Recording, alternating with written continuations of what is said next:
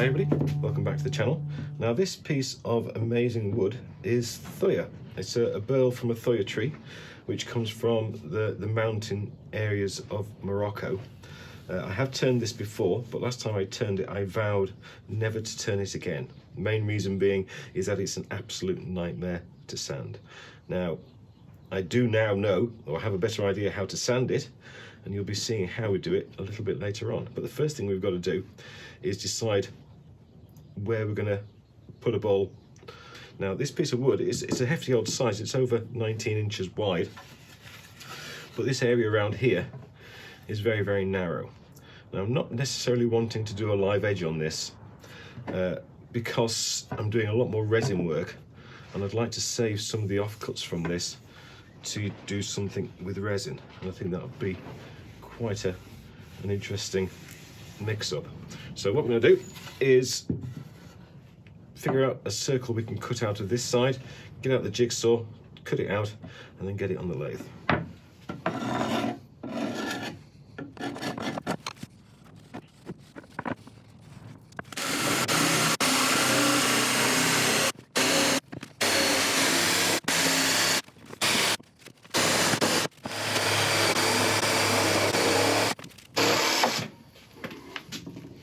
Okay, so that's what we're left with. A very nice, useful blank, and some offcuts which I think hold great potential. Right, one thing when I was cutting the thuya, I was reminded by the smell this material has. It's very much like cedar. It's got a wonderful sweet smell to it. Absolutely gorgeous. Okay, to mount this, I was initially going to use a worm screw, but we haven't got an overly deep area. It's about 2 inches thick, which I guess is enough. But I think I'll use a faceplate with a slightly shorter screw, just to be on the safe side. Okay, I have upgraded the quality of the screws I use to something called a Turbo TX. So hopefully I won't have any problems with snapping.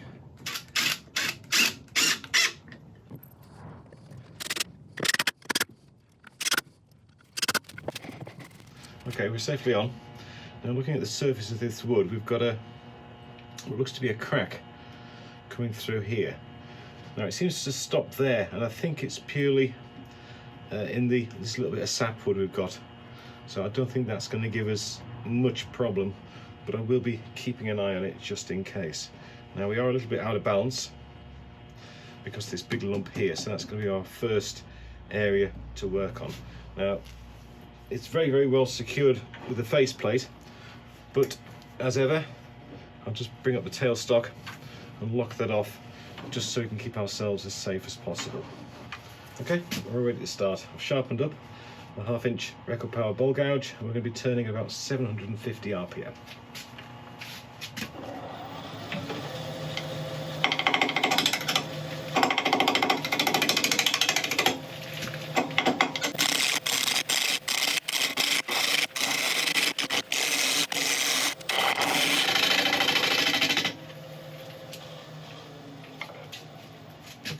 That's, as you can see where it's cutting, that's just taking down that high point I mentioned at the start. And I'm just going to put a glove on. Yes, it is still quite cold in here. It's about 5 degrees C, which is certainly a lot warmer than it was the other day. But a lot of this bits coming off here are really quite sharp.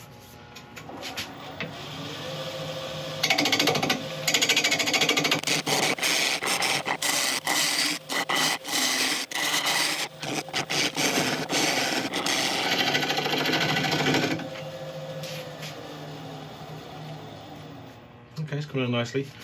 We've nearly got the bottom all square. That's that crack I mentioned at the start. It's still there, but again, I don't think it's going to give us too much of a problem. Oh, we seem to have lost a piece out of there. That may be something that hit me on the hand earlier on. If I remember correctly, the other piece I turned of this did that as well. Got another piece missing there. That's okay. Right, we're going to carry on going. I've started to try and flatten off the base so we know where the foot of this is going to be. In a second I'll just get this round and continue working in from the edges until we get rid of all these areas.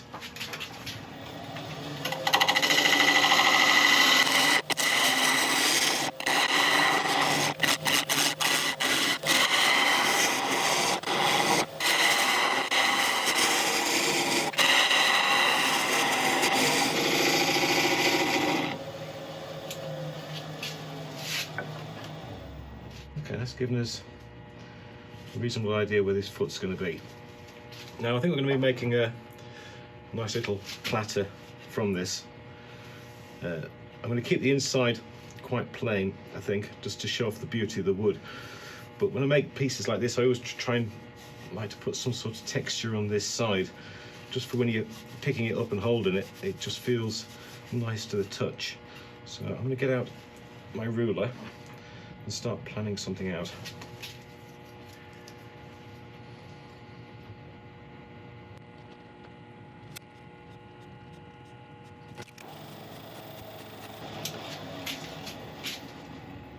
Okay, I've just put these white lines on every ½ inch apart.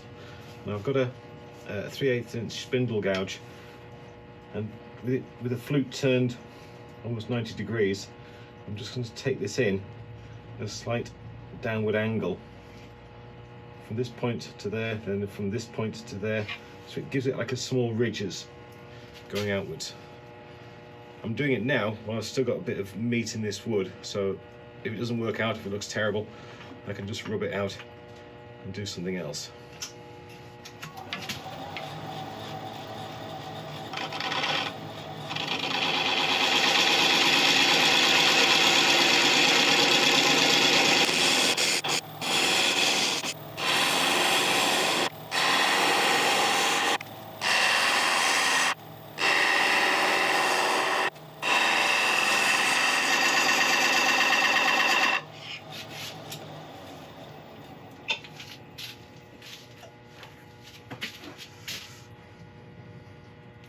That's quite interesting. Not quite sure if I love it yet. I think maybe too angular. From the side it looks very Art Deco. Oh, very nice. Well, I think I'll just put something in this end one as well.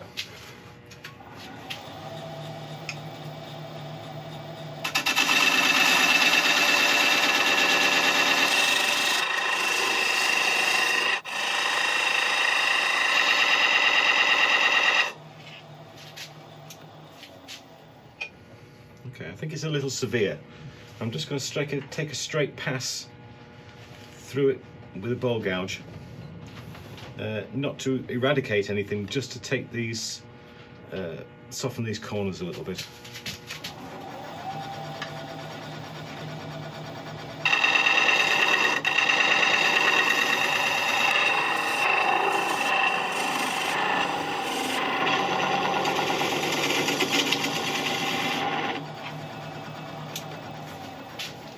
I think I like that a little bit more.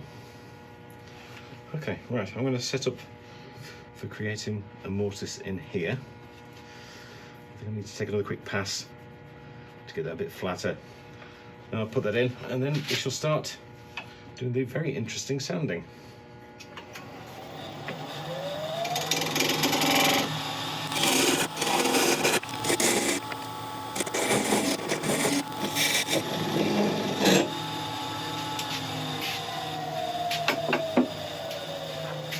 Okay, we're just about set up. I've got everything I need.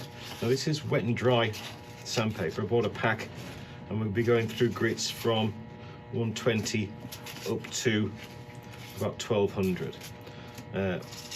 Normally when you're sanding you just use normal dry sandpaper, but this time we're going to use a lubricant, and we're going to be using lemon oil. So I'm just going to decant a little bit into a cup. I'm going to soak the wet and dry sandpaper and then just hold it against it as this is rotating. Now I'm still going to be using air extraction and a face mask. Although there isn't an awful lot of dust from this procedure, there's no reason not to be as safe as we can be.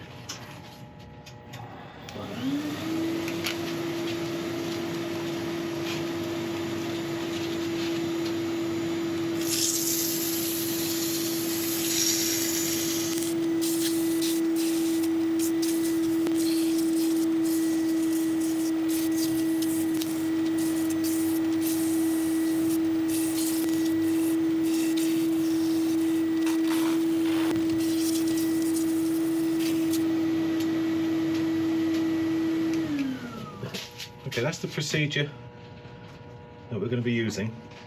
We've just used one grit at the moment, but between each going over with the grit, I'm just going to get a bit of isopropyl and just wipe off the surface and then clean out any residue that are in the grooves like that. What we're effectively doing is creating like a sanding paste, like an abrasive paste, which just goes over the surface and slowly cuts that wood back.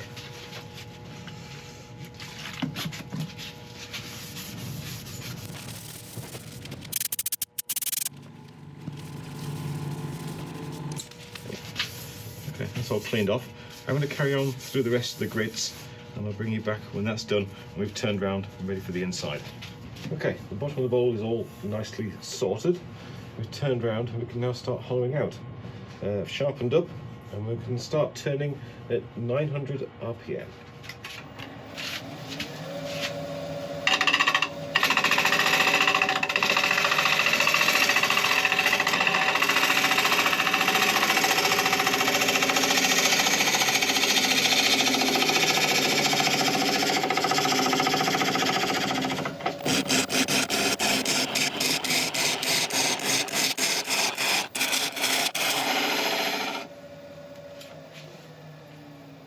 Okay, it's all going fine. I've just stopped here because I've got to make a decision. Initially I was thinking this was going to be a platter, but this kind of rim we've got here is a bit too thick for that. So I've got two choices. I either take this down, I've got 1/3 of an inch to give it a shallower lip and then make a nice platter from it, or I'll leave it that depth coming from about there and then you go straight down and then in, so it's more of a shallow bowl. I'm not quite sure exactly which one will be better. I think I prefer a platter with this kind of wood. Right, a platter it is.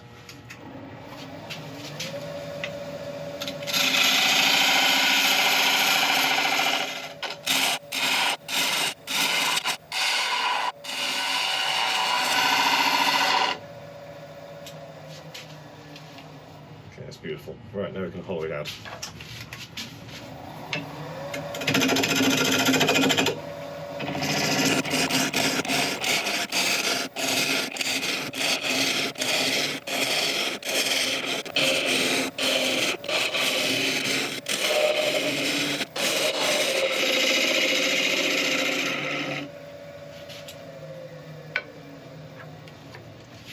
Okay, we've got to about the depth we want. We can afford to go a little bit further, but not much. This area here corresponds to that kind of hole we've got on the back. So that may come out, it may not, I'm not sure, but we're fine to leave it as it is. Now I just want to put a little bit of edge decoration on to about there, I think, and then start hollowing in from about this point. Not a lot, just a little bit of subtlety just to kind of mirror what we have going on in the back.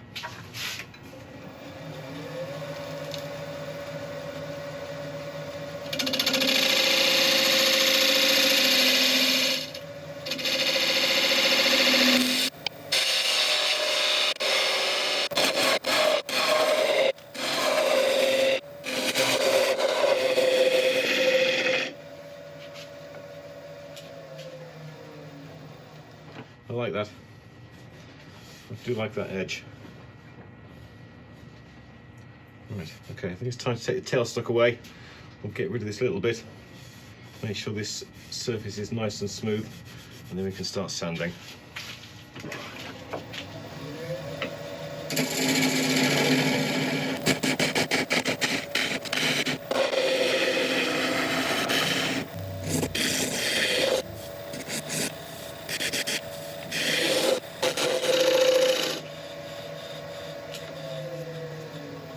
Okay, brilliant. Right, I shall set up for sanding. I'll let you watch a bit of it. I shall bring you back at the end when we put the final finish on.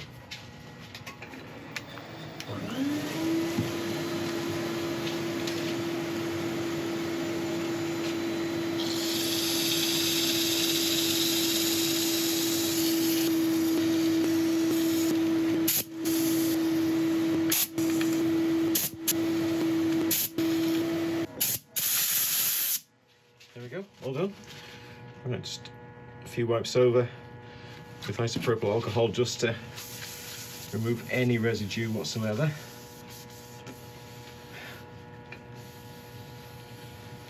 Keep on forgetting how beautiful THUYA Burl is. It really has to be one of the most amazing woods on the surface of this planet.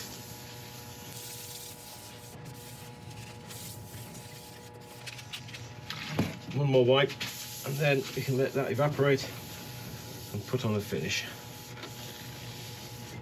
That's had long enough to dry. Now the finish we're going to use the same as last week, which is a shine juice mixed of shellac and boiled linseed oil. I'm going to put it on while the lathe is spinning, just saturate the surface and then get a dry cloth, build up the speed and start buffing it in.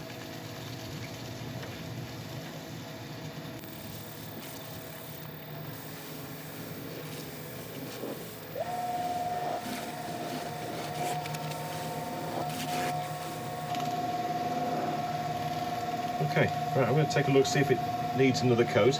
If it doesn't, I shall bring you back and we shall have a look at the finished article.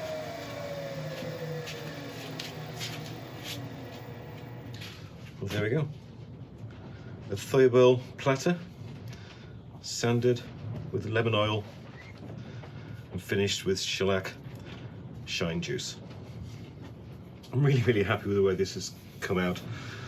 I know I keep on saying that, but this is one of those pieces where I know I said I would never turn THUYA again, but once you increase the level of your understanding of wood and learn new techniques, then you can't wait to try things again. I'm so pleased I revisited this wood because it really is just absolutely spectacular. I can't get enough of it. I'll leave a good few shots at the end, a few beauty shots, just showing you some close-ups of this grain because it's just absolutely amazing. The cameras, I'm sure, don't do it justice. Well, there we go. Right, well, I hope you enjoyed this one. If you have, I'd really appreciate a like and subscribe. And if you could share it as well, then that would be absolutely amazing. Don't forget, if you do leave a comment as well, then you're going to be entered into the giveaway. I'm currently thinking that it's going to be on the 16th of March, which is our 2-year anniversary. Anyway, well, thank you very much indeed for watching. I shall see you next time. Thank you.